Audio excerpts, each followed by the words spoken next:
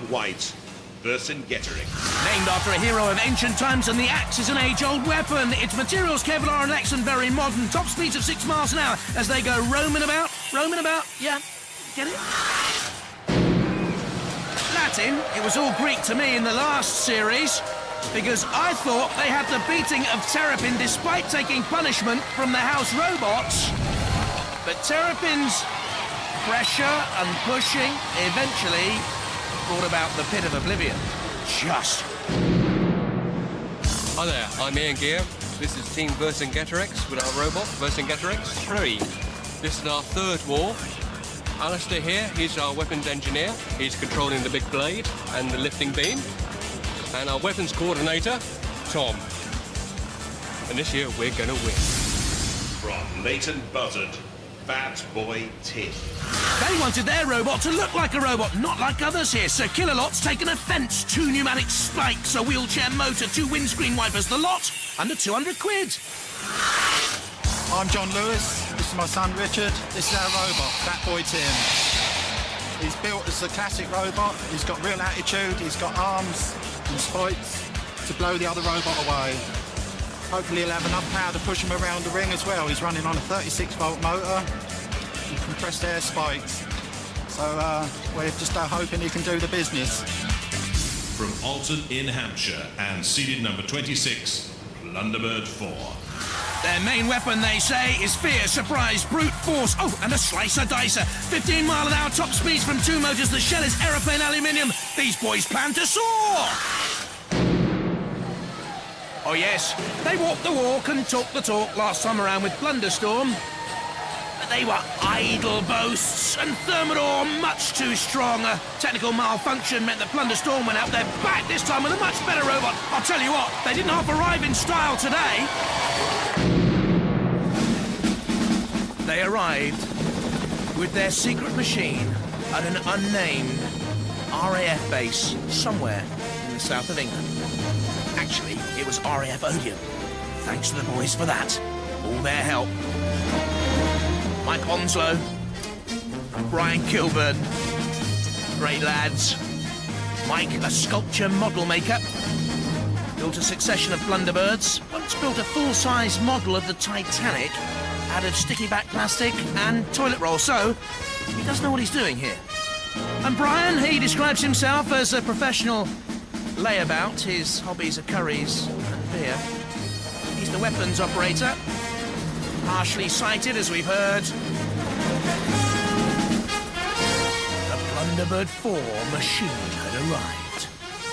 Slowly, but surely, into the watching eyes of the Robot Wars world. And I'll tell you something, Mike, Brian, Plunderbird 4, they are not here to conduct, in any sense of the word, international rescue.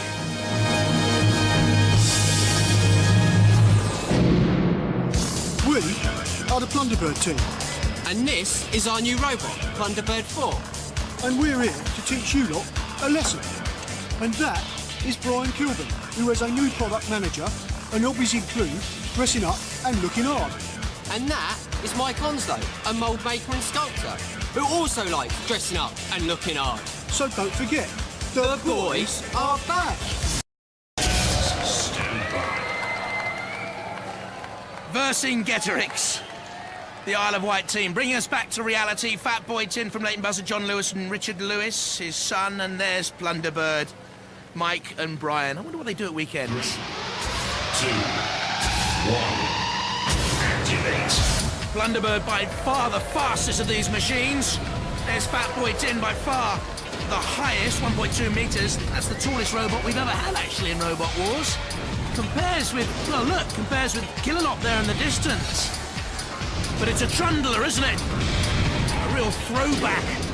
The old robots of sci-fi in the 50s and 60s.